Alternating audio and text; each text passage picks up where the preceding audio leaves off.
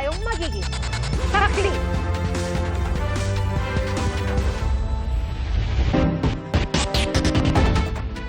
Pinatasik ng Kamara si Kiko Barzaga bilang kinatawa ng ika-4 na distrito ng Cavite.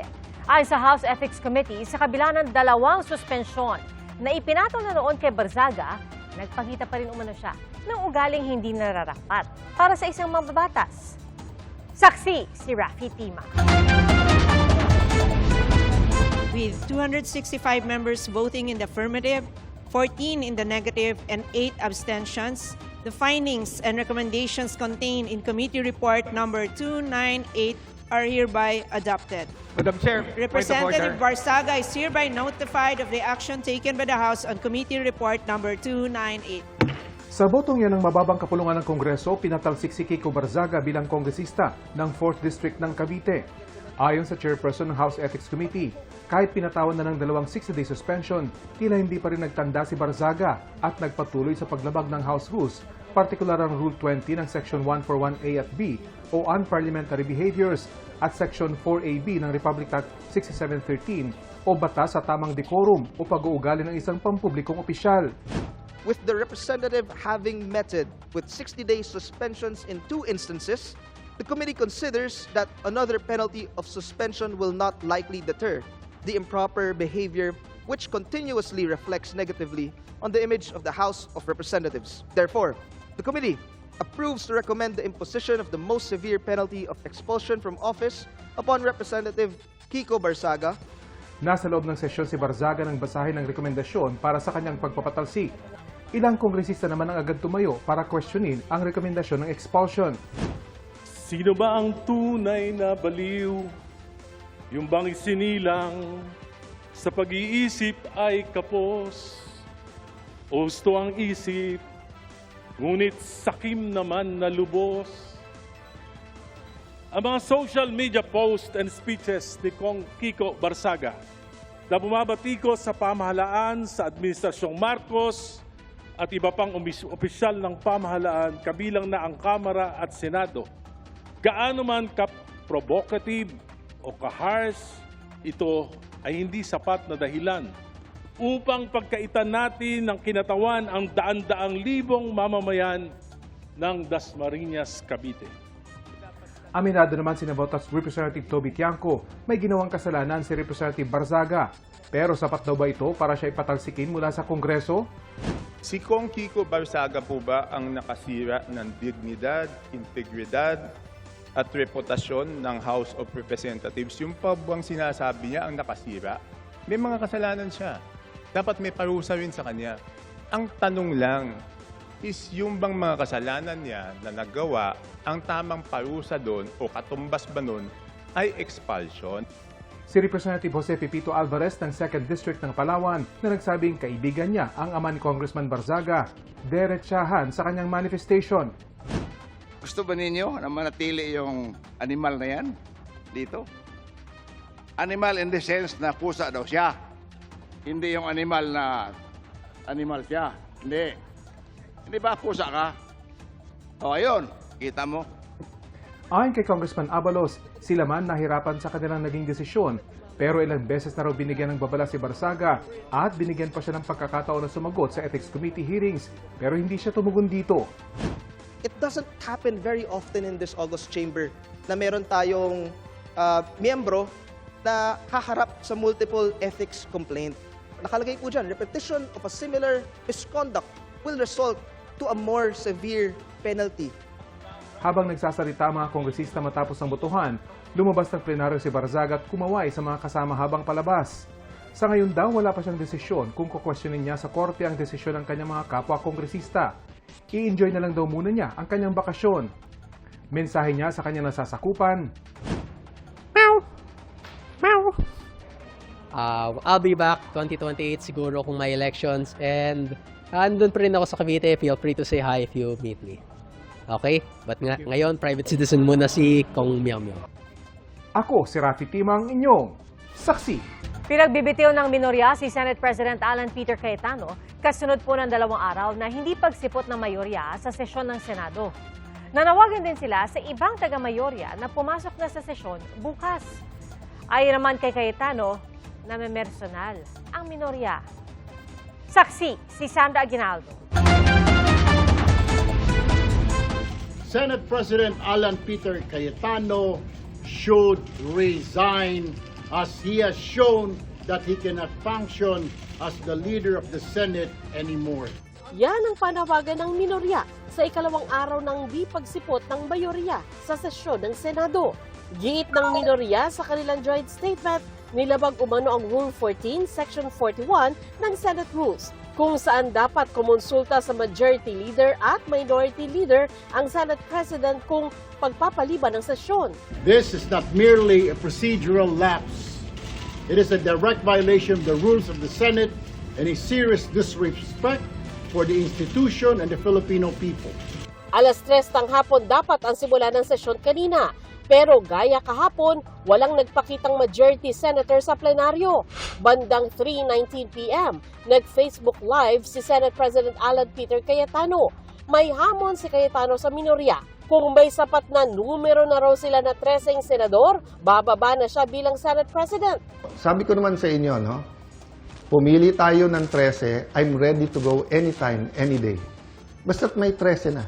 Show me 13, wala nang problema. Ipinaliwanag din ni Cayetano kung bakit wala ang 11 majority senators sa sesyon. Aniya, paraan ito para hindi maapektuhan ang trabaho ng mga komite ng Senado, partikular ang Blue Ribbon Committee na nakatakdang magsagawa ng pagdinig sa flood control scandal sa Huwebes. Ginamit nila yung parliamentary tool na walkout para po hindi matuloy ang pag-change ng rules. So ngayon po ang majority, ginagamit din po ang rules sa tama, morally, legally, to ensure na hindi agawin ang mga committees para po matuloy ang hearing ng Blue Ribbon sa Thursday. Sa kanilang press conference kanina, itinanggi ng minorya na hinahadlangan nila ang pagdinig ng Blue Ribbon. Abuse po yan ng sinasabi niyang parliamentary rules ng Senado. Hindi po namin hinahadlangan magpatuloy ang anumang pagdinig ng komite basta nasa tamang paraan. Muli ring iginiit ng minorya ang anilay mga panukalang hindi makausad dahil walang sesyon, gaya ng anti-hospital detention bill. Sa lahat ng nasa ospital na yon, na mga mahihirap natin mamamayan, na hino-hostage ng ospital dahil di makabayad, kasalanan ni Alan Cayetano yan dahil ipapasa na sana namin ang batas na yan.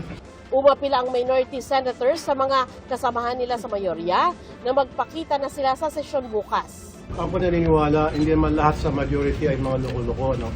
Meron pa rin sa kanila mababait. So I appeal to those members of the majority na meron pang katinuan sa pag-iisip, pumasok naman kayo.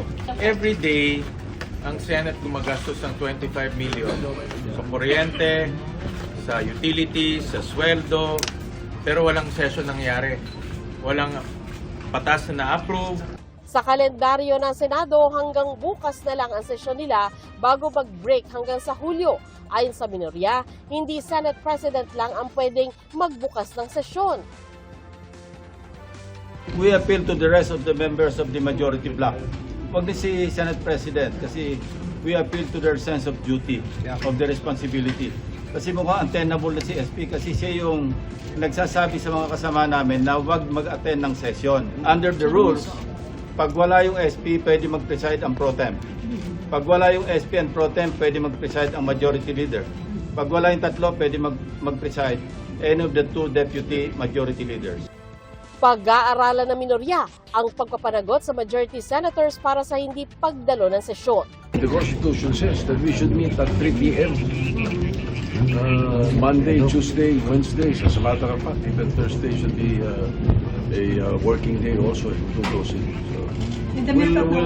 We'll cross the bridge when we get there. We'll see. Si Alan Peter Cayetano, kung matapang ka, pumunta ka dito bukas. Otherwise, duwag ka. Sana, pag Senate President ka, ikaw maging ehemplo ng iyong mga miyembro ng buong Senado. Unifier. Kaso siya masamang ehemplo. Bad influence, bad example, bad apple. Pasado alas 5 ng hapon, nag-Facebook Live si Cayetano. Sinagot niya ang sinabi ni Senador Raffy Tulfo. So, yung hamon mo, magpakita ako kung hindi tiduwag. Para po rin sinabi ang bawat senator.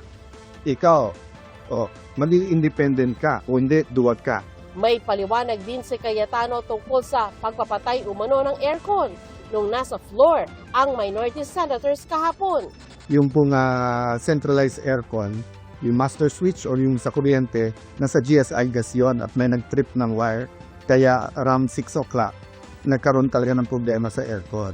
So, hindi po namin gagawin sa inyo. Ukol sa anti-hospital detention bill, nag-walkout daw ang minorya kung kailan pwede nang talakayin ng bill. So, kanina naman ang nag-walk out nung last Tuesday. Willing na lang kami na i-take up yan. Lahat is sa side namin, we're ready. So, wag yung i-whiskey bintang one-sided. Dagdag ni Cayetano, pinepersonal umano siya. I've always treated you well, whether I'm close to you or not, whether you're in the minority, majority, and I will continue to treat all of you well. But kayo ang namimersonal. So let me ask the 11 majority who's asking me to resign na. Well, kahit na isa chorus, binigyan mo ako ng chance.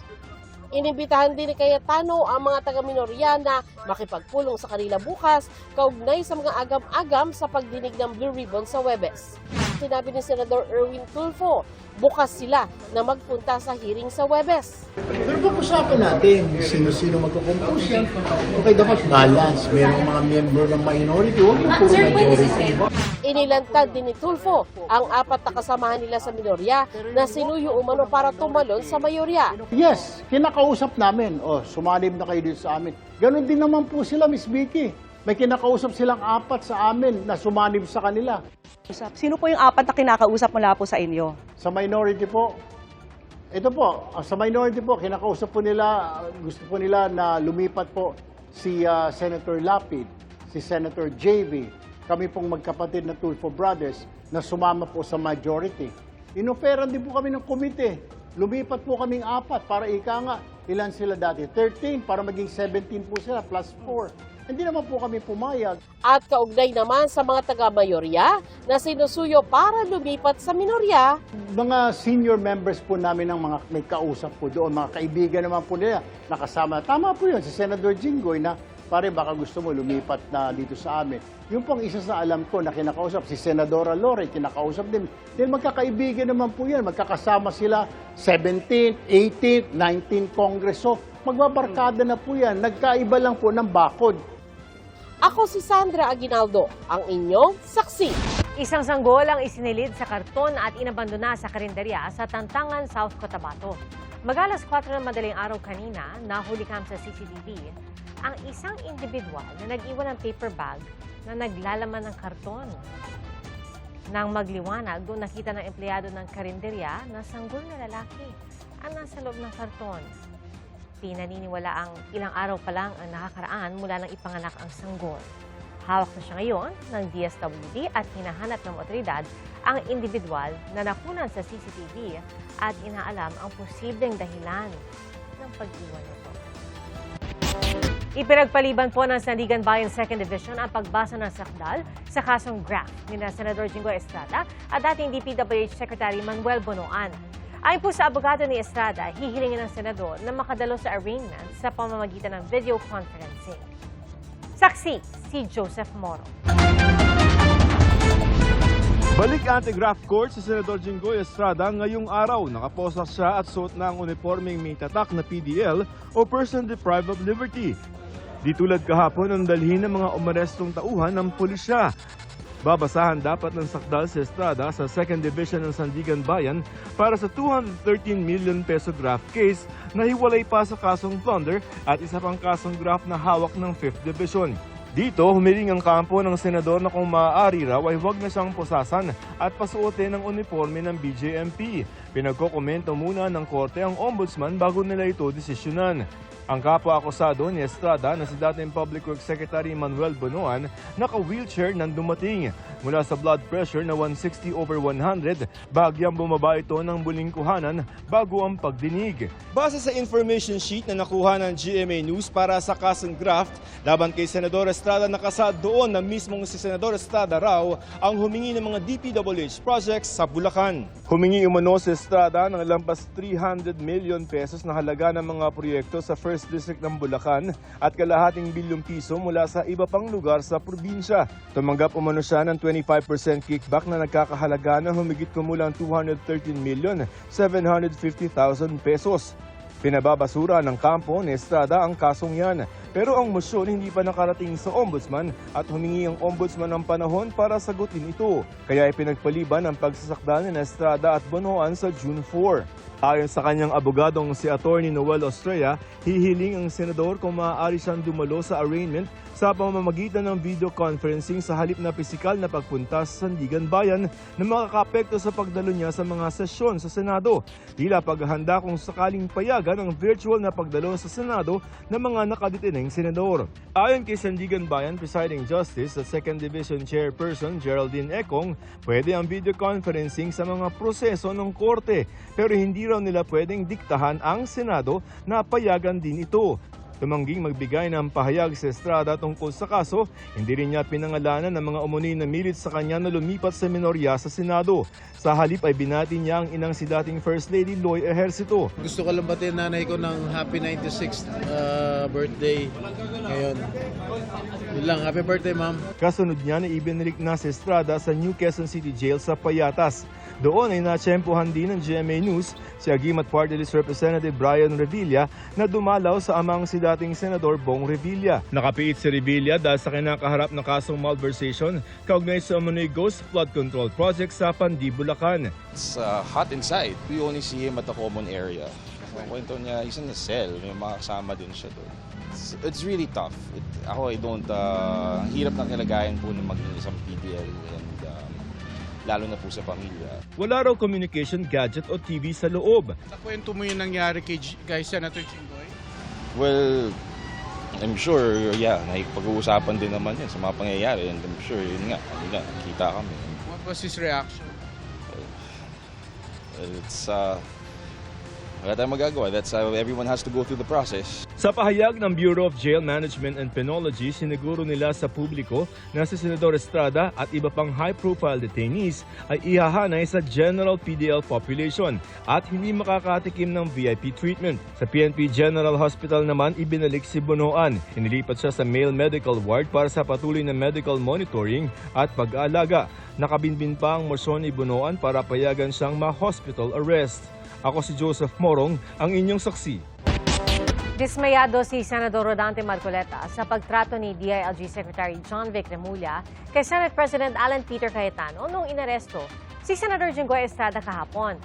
Dagdag ni Marcoleta, hindi man lang daw ito ipinotesta ng minorya, bagay na pinalagan ni Senador Panfilo Lacson. Saksi si Ian Cruz.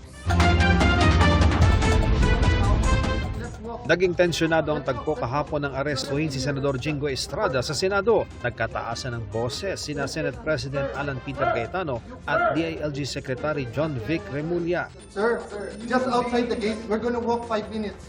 This is the Senate of the Philippines. It's never been done. We're just asking you to walk out. But let's walk. Let's walk.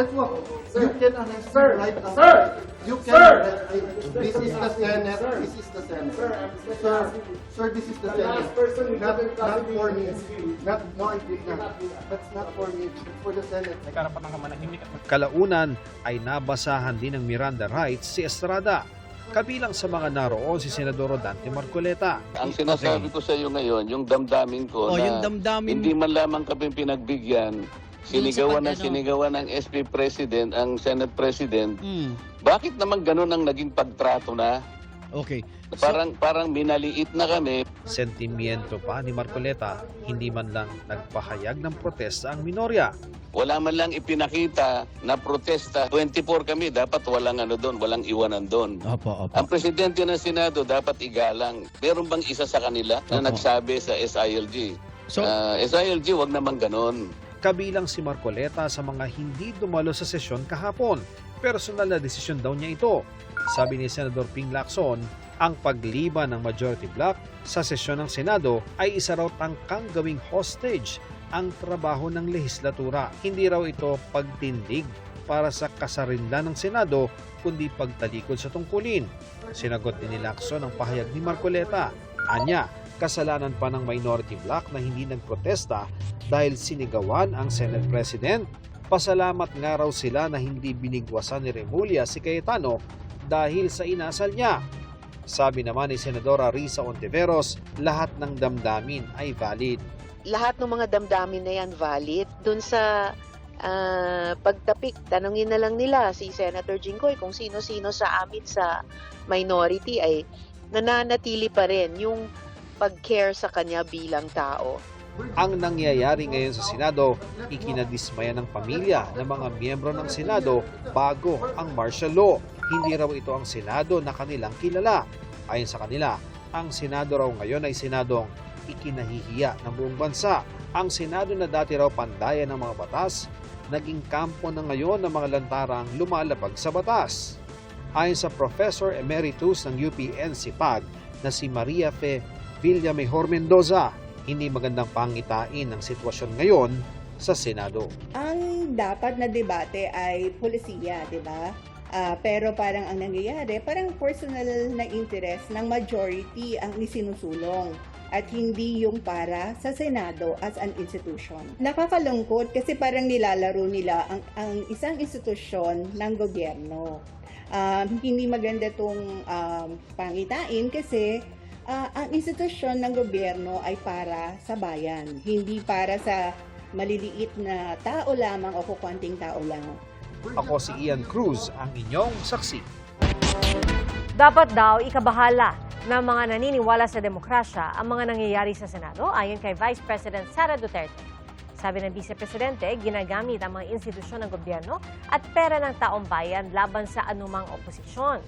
Anya, sa halip na tutukan ng mga tunay na problema, ginagamit umano ang kapangyarihan para patahimikin ang mga disang-ayon.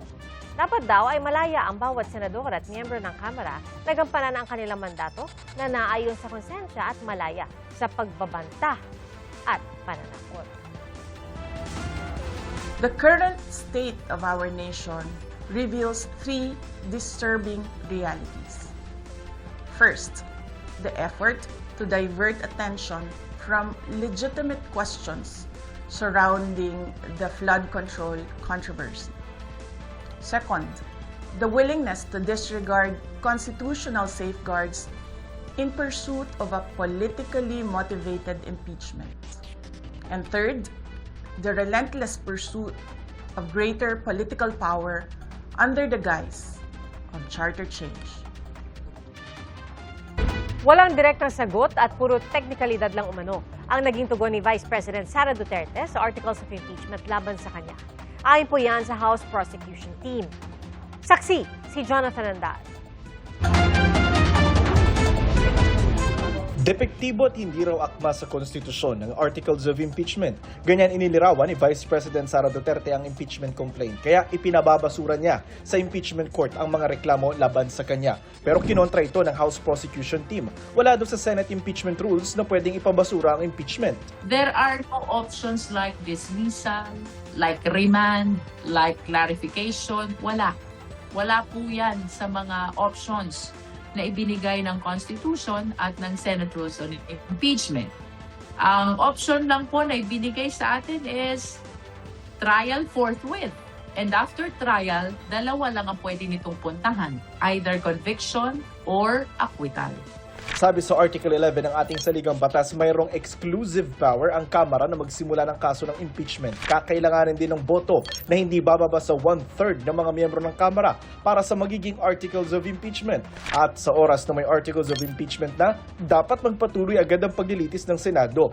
Paliwanag din ni UP Constitutional Law Professor Paulo Tamase, ang sinasabi sa saligang batas ay hindi pwedeng ibasura ng Senate Impeachment Court ang impeachment complaint nang walang paglilitis. Hindi pwede mag-decide yung impeachment court to dismiss the case. No? If you look at the text of the Constitution, what it says is trial. And trial involves really the presentation of evidence. Ang trabaho raw ng Senado, litisin ang articles of impeachment, oras na hawak na nila ito. Dahil anya natapos na sa Kamara ang pagkilatis. And therefore, ang trabaho ng Senate now is not to second-guess or review what the House did, they are co-equal in government. So just as the House cannot review the Senate, the second cannot review the House. Binigyang diin niya ang pagkakaiba ng impeachment court sa regular court kung saan maaring may basura ang kaso. Normally, in courts outside of the Senate, so in normal judicial courts, mayroon talagang mga preliminary grounds to dismiss a case on procedural issues. And the reason why the court does that is for one of many possible technical legal reasons.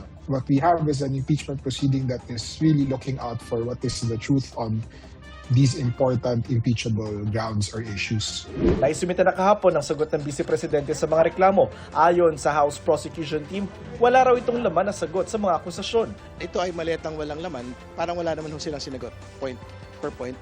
We were anticipating na finally makikita na natin yung kasagutan niya dito sa confidential fund, sa bribery, sa unexplained wealth, and even in threat. But apparently, ang laman ng sagot niya are constitutional issues again. I don't know if this is part of their legal strategy that up to this time, wala pa rin tayong nakikitang direktang sagot sa mga allegation of offenses. No? Puro technical issues daw ang mga ipinasang sagot ng bise at sa kabila ng mali-malitang dokumento, wala raw ipinasang ebidensya ang depensa para kontrahin ang mga alegasyon sa articles of impeachment. Sa July 6 ang simula ng trial ng Vice Presidente at umaasa ang prosekusyon na hindi naaabot sa trial ang gulo ngayon sa Senado. Sana walang spillover dito sa impeachment trial. No? I hope they will be reminded that this is one of our constitutional duties to the sovereign Filipino people. There is no option to stop. There is no option to delay. The only option is trial forthwith. Itinanggi naman ni Luistro ang mga paratang na depensa na nag-fishing expedition ng mga kongresista at nag-trial sila sa House Justice Committee, bagay na dapat sa Senado lang pwedeng gawin. Pag-uusapan pa raw ng prosekusyon kung magpapasa sila ng sagot sa impeachment court ukol sa mga sinabi ng kampo ng bise. Ako si Jonathan Andal, ang inyong saksi. Nababahala na ang ibang bansa sa mga man-made structure na nakita sa loob ng Baho de Masinloc. Ayon po yan sa hepe ng Armed Forces of the Philippines. Saksi si Dano Tingkungko.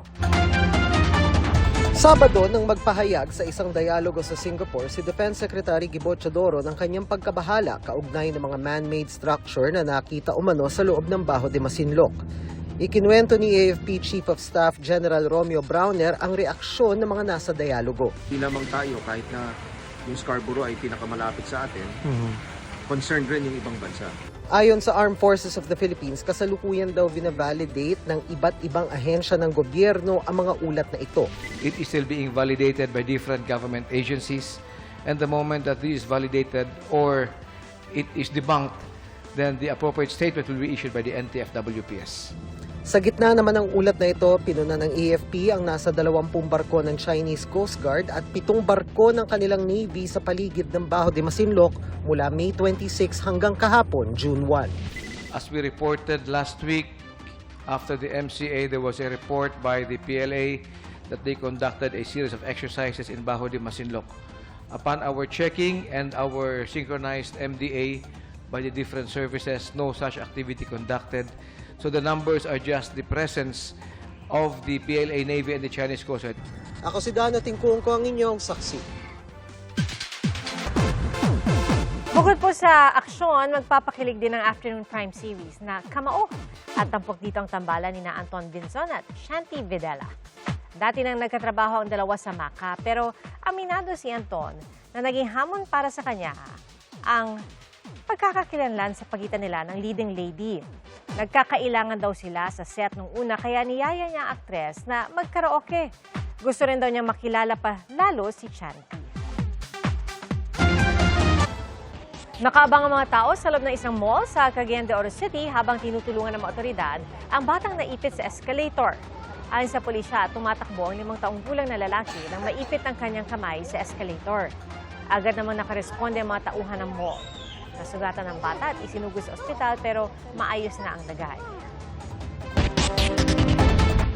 Nag-inspeksyon si Pangulong Bongbong Marcos sa Kapitbahayan Elementary School sa Navotas City. Nakisalamuha rin ang Pangulo sa mga mag-aaral. Sa Quezon City naman, nakiisa sa Brigada Eskwela si Vice President Sara Duterte. Si DPWH Secretary Vince Dizon naman, nag-inspeksyon sa Liwan West Elementary School sa Rizal, Kalinga. Tumambad ang mga sirasirang bahagi ng ilang silid-aralan. Nangako si Dizon na magtatayo roon ng bagong gusali bago matapos ng taon o sa pagsisimula ng taong 2027.